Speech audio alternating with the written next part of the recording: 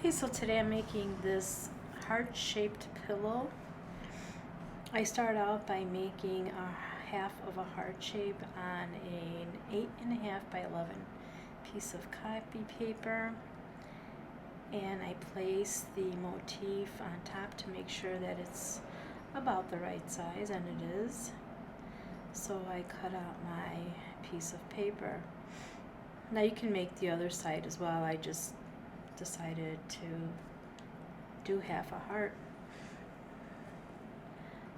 It was a little too big on the side, so I cut it down just a tad.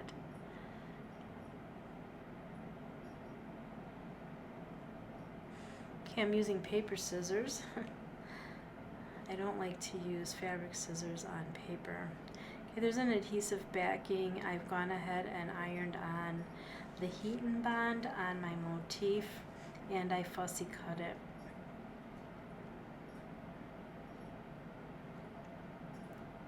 Okay, the next thing I'm going to do is I'm going to take my fabric and cut out a piece large enough for the heart, so I'm sizing it up right now.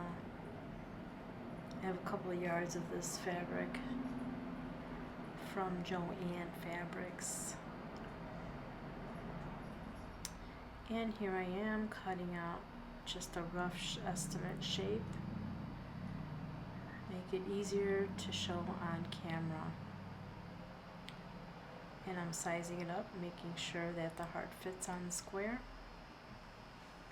Tracing it onto the fabric with a pencil, just a number 2 pencil. And it's on the fold, so I'll just cut out the whole heart.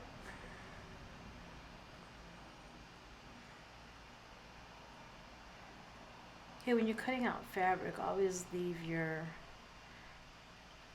scissors on the table as well as the fabric. I mean, I'm shifting it just to give you a better view of what I'm doing, but normally I wouldn't turn it around like that. And I'm going to go and cut the back side. So I'm just placing it on there, and then I'll use my number 2 pencil and just trace around it. Normally I would just cut, both sides of the heart on paper first, and then I would cut it out, but I took a shortcut for the video. Here I am tracing it out again with the number 2 pencil. And this is just a solid red. I have a micro glitter red fabric that I'm using for the edging, the ruffling.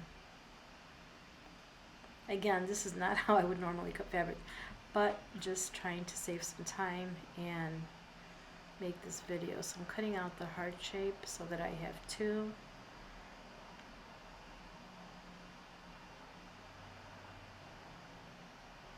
And my scissors, I've used them so much that I need to get them sharpened. But the place that I go to, the only place that I know of that sharpens scissors, only you have to leave them there and you have to come back for them. So I don't have time right now, so I haven't taken them in. I don't need another pair of scissors. I have tons. So here I'm cutting out I've cut out the heart shape, the second heart shape. I'm making sure that it's the right size, and it is. So the next thing I'm going to do is I need to cut out a flannel backing, and not backing, but the center part. It's called interlining. The reason I want to do that is because this cotton is just kind of flimsy and thin for a pillow, so I want it to be more firm, and by adding the flannel, it just holds the polyfill better. And the polyfill that I'm using is actually from an armchair that my brother had that was stuffed, and he didn't want to throw away the polyfill and the fabric. It's like a micro suede, so he gave it to me. I made a puppet out of one of the pieces, and I still have more, so I have a lot of stuffing out of that armchair. So here now I've got the flannel and I've got the front and back. I'm just placing it on there, making sure it looks okay, and it does. I'm happy with it. So now I have to press it.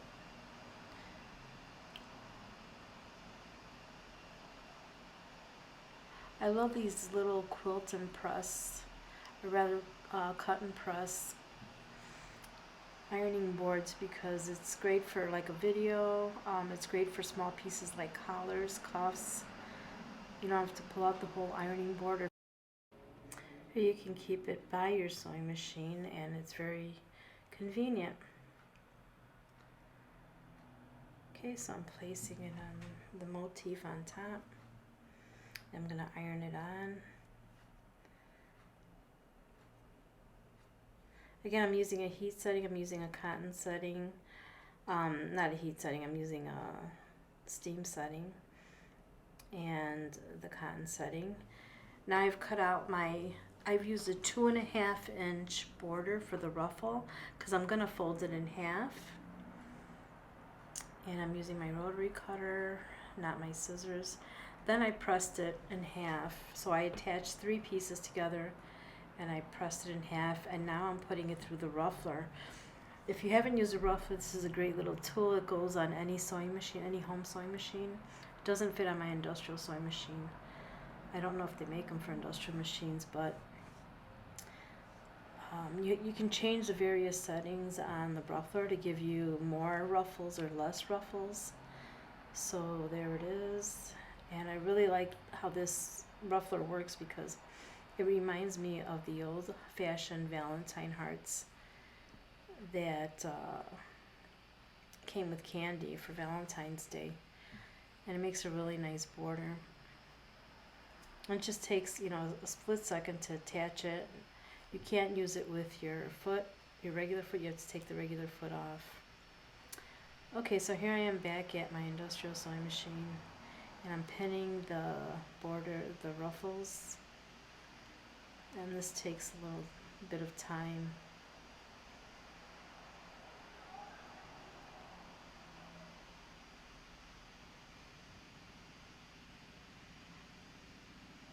So I didn't use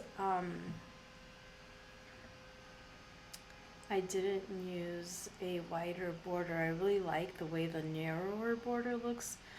I mean, there's going to be probably another pillow that I'll make that I might use a wider border for. But I really like this is like a 1 inch border. Ruffle is what I'm talking about when I say border. So I like the 1 inch ruffle look on this small pillow. And it takes quite a bit of time, if you can imagine. It doesn't seem like it would, but it does.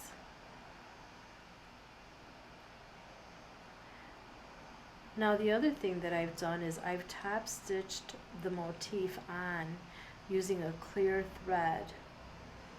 And I can use a black, but I really just wanted to use a clear. It's barely visible. Actually, it's called invisible thread, but it's barely visible. It's very thin, and it works really well. It's a Gutermann invisible thread. You can buy it in a small spool at Joann.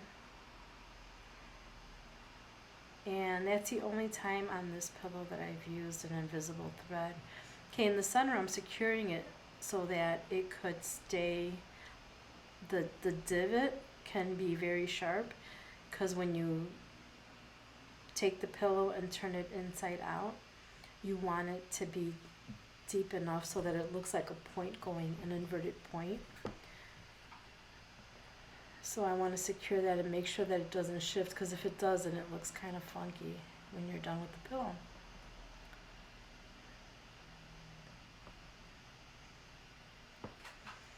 And I just so happen to get my nails done in red glitter, which you can't see on camera, I'm sure. But I wasn't planning on making this pillow. I just decided today when I saw someone's post on Instagram. So I decided to go ahead and make this pillow, which I love Valentine's Day, everything Valentine's Day. So, and here I'm using a clip just to secure it because I had to get more pins. I ran out of pins mid-filming, so I go and I get some more pins.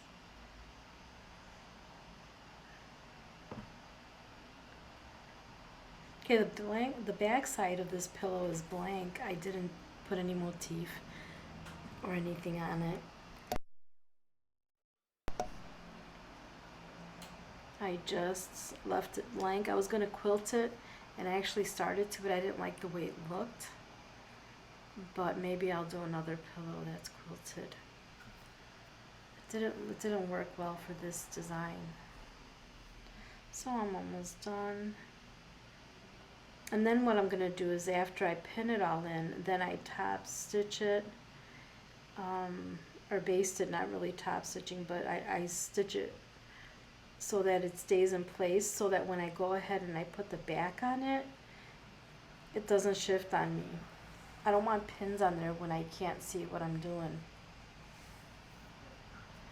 So I like to baste it in, and I'm using a long stitch, like a 5 for my industrial machine. The highest is 5.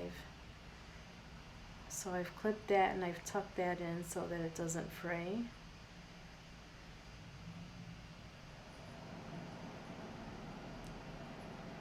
It's kind of fussy, so I pin it on. And there it is. There is my pillow ready to sew the back on.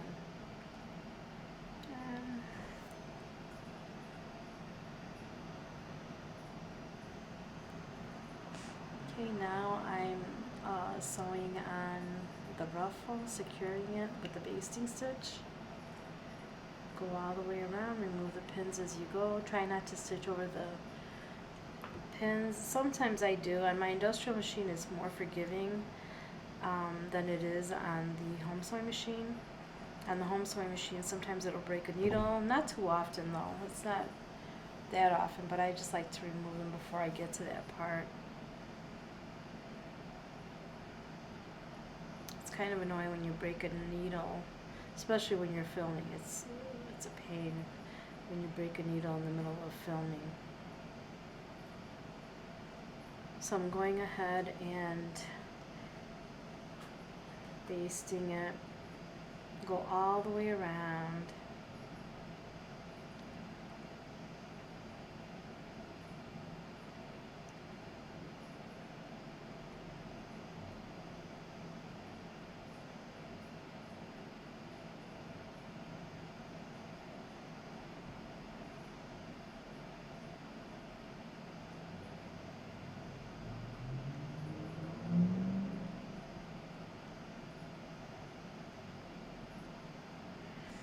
Looking at this pillow, it makes me want to use my ruffler more. I made a dress one time with my ruffler, and it came out really nice. I wish I had taken photos of it.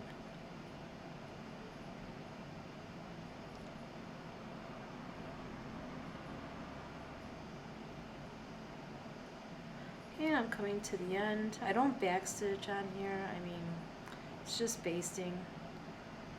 You don't need to be backstitch. And also, when I turn the pillow inside out, then I wind up seeing that there's some threads that I used for basting, and I take those off too, because you don't want it, after time it starts to look like, you know, you didn't complete the pillow or something. So try to clip those as much as you can. I like to clip my threads as I go, for the most part.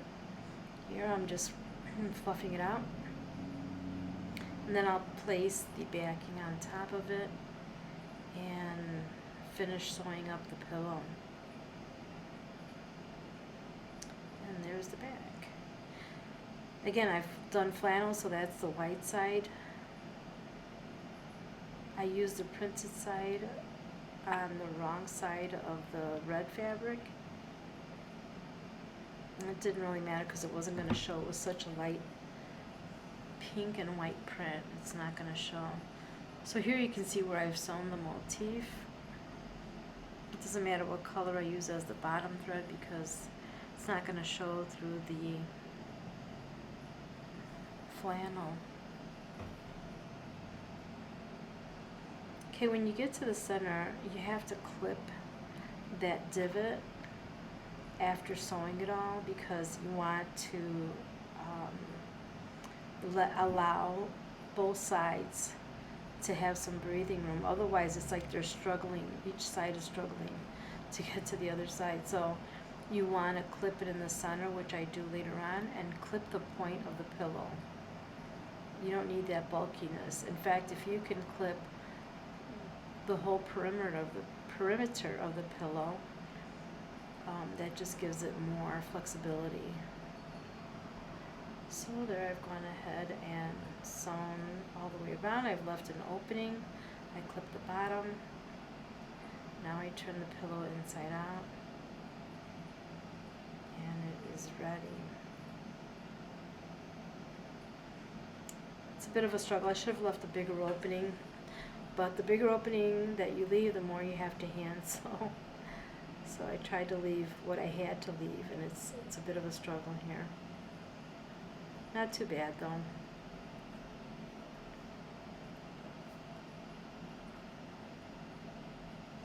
And there you have it.